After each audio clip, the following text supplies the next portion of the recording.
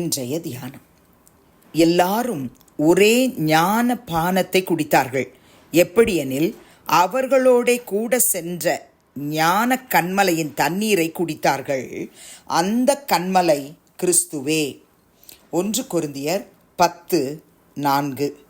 ஆண்டவரும் இரட்சகருமாகிய இயேசு கிறிஸ்துவின் நாமத்தினாலே இந்த காலை வேளையில இன்றைய தியான நிகழ்ச்சியின் வாயிலாக உங்கள் ஒவ்வொருவரையும் சந்திப்பதில் நான் கிறிஸ்துவுக்குள் மிக்க மகிழ்ச்சி அடைகிறேன். பிரியமானவர்களே, பழைய ஏற்பாட்டிலே எப்படி இஸ்ரவேல் ஜனங்கள் ஞான பானத்தை குடித்தார்கள் என்பதை குறித்து கொரிந்திய சபையாருக்கு அவர் எழுதி கொண்டு வருகிறார்.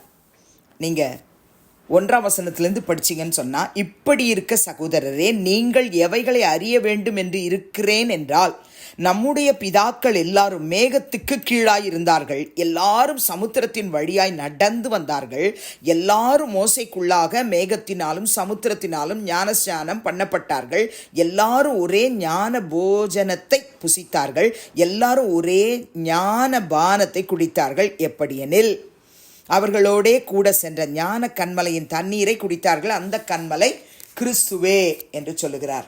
பழைய ஏற்பாட்டிலே 2 இடத்துல தேவனாகிய கர்த்தர் இஸ்ரவேல் ஜனங்களுக்காக தண்ணீரை புறப்பட பண்ணினார். ஒன்று யாத்ராகமம் 17ஆம் அதிகாரத்தில் சொல்லப்பட்டிருக்கு, இன்னொன்று என்னாகமும் 20ஆம் அதிகாரத்தில் 11ஆம் வசனத்தில் சொல்லப்பட்டிருக்கு. யாத்ராகமம் 17 நீங்கள் 1ஆம் வசனத்திலிருந்து படிச்சிங்கன்னு சொன்னால், இஸ்ரவேல் புத்திரராகிய சபையார் எல்லாரும் கர்த்தருடைய கட்டளையின்படியே சீன் வனாந்திரத்திலிருந்து புறப்பட்டு பிரயாணம் பண்ணி ரெவிதீமிலே வந்து பாளையம் இறங்கினார்கள். அங்கே ஜனங்களுக்கு என்ன இல்லை, குடிக்க தண்ணீர் இல்லாது இருந்தது. அப்பொழுது ஜனங்கள் மோசேயோட என்ன செய்கிறாங்க, வாதாடுறாங்க. நாங்கள் குடிக்கிறதற்கு எங்களுக்கு தண்ணீர் தர வேண்டும் என்றார்கள். அதற்கு மோசே, என்னோடே ஏன் வாதாடுகிறீர்கள், கர்த்தரை ஏன் பரீட்சை பார்க்கிறீர்கள் என்றான். ஜனங்கள் அவ்விடத்தில் தண்ணீர் தவனமாய் இருந்தபடியால் அவர்கள் மோசைக்கு விரோதமாய் முறுமுறுத்து, நீர் எங்களையும் எங்கள் பிள்ளைகளையும் எங்கள் ஆடு மாடுகளையும் தண்ணீர் தவனத்தினால் கொன்று போட எங்களை எகிப்திலிருந்து ஏன் கொண்டு வந்தீர் என்றார்கள். உடனே மோசைக்கு என்ன செய்ய தெரியல, கர்த்தரை நோக்கி கூப்பிட்டு, இந்த ஜனங்களுக்கு நான் என்ன செய்வேன், இவர்கள் என் மேல் கல்லெறிய பார்க்கிறார்களே என்றார். அப்பொழுது கர்த்தர் மோசையை நோக்கி, நீ இஸ்ரவேல் மூப்பரில் சிலரை உன்னோடே கூட்டிக் கொண்டு நீ நதியை அடித்த உன் கோலை உன் கையிலே பிடித்து கொண்டு ஜனங்களுக்கு முன்னே நடந்து போ. அங்கே ஓரேபிலே நான் உனக்கு முன்பாக கன்மலையின் மேல் நிற்பேன், நீ அந்த கன்மலையை அடி, அப்பொழுது ஜனங்கள் குடிக்க அதிலிருந்து தண்ணீர் புறப்படும் என்றார். அப்படியே மோசே போயிட்டு அதை செய்கிறாரு. ஜனங்க தண்ணீரை குடித்தாங்க. பிரியமானவர்களே, என்னாகமும் 20ஆம் அதிகாரத்திலையும் கூட ஜனங்களுக்கு தண்ணீர் இல்லை. உடனே அவங்க மோசைக்கும் ஆரோனுக்கு விரோதமாக கூட்டம் கூடுறாங்க. ஜனங்க மோசையோட வாக்குவாதம் பண்ணுறாங்க. எங்கள் சகோதரர் கர்த்தருடைய சந்நிதியில் மாண்டபோது நாங்களும் மாண்டு போயிருந்தால் நலமாயிருக்கும், நாங்கள் எங்கள் மிருக ஜீவன்கள் இங்கே சாகும்படிக்கு நீங்கள் கர்த்தரின் சபையை இந்த வனாந்திரத்தில் கொண்டு வந்தது என்னன்னு வாதாடுறாங்க. இப்போ என்ன பண்ணுறதுன்னு தெரியலை. அப்பொழுது மோசையும் ஆரோனும் சபையாரை விட்டு ஆசரிப்பு கூடாரத்தில் வாசலில் போயிட்டு முகங்குப்புற விழறாங்க.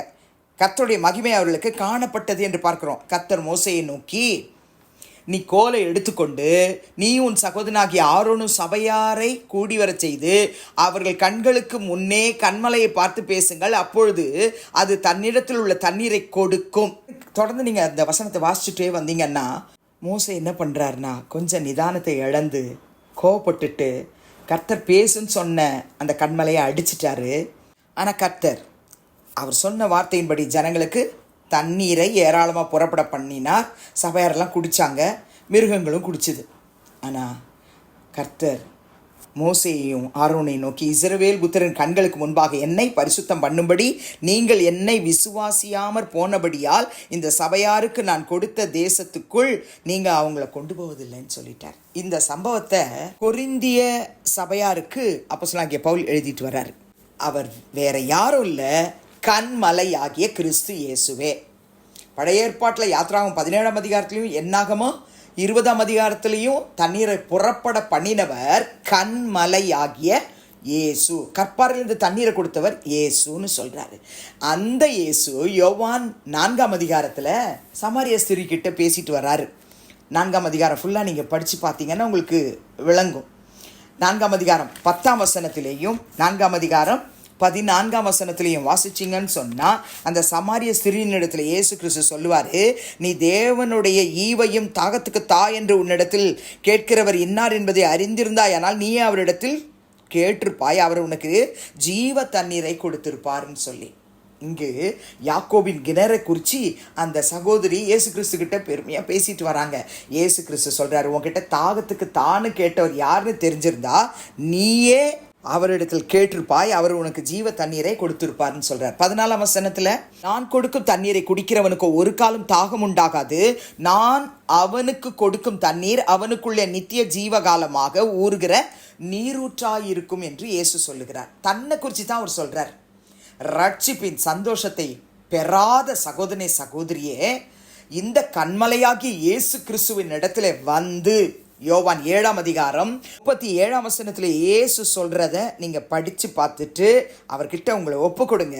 இயேசு நின்று சத்தமிட்டு, ஒருவன் தாகமாய் இருந்தால் என்னிடத்தில் வந்து பானம் பண்ண கடவன் அப்படின்னு சொல்றார். அப்போ அவர்கிட்ட வந்துட்டா தாகம் தீர்க்கும் ஜீவ நதியை நமக்கு கொடுப்பார். தாகமே எடுக்காது பிரியமானவர்களே.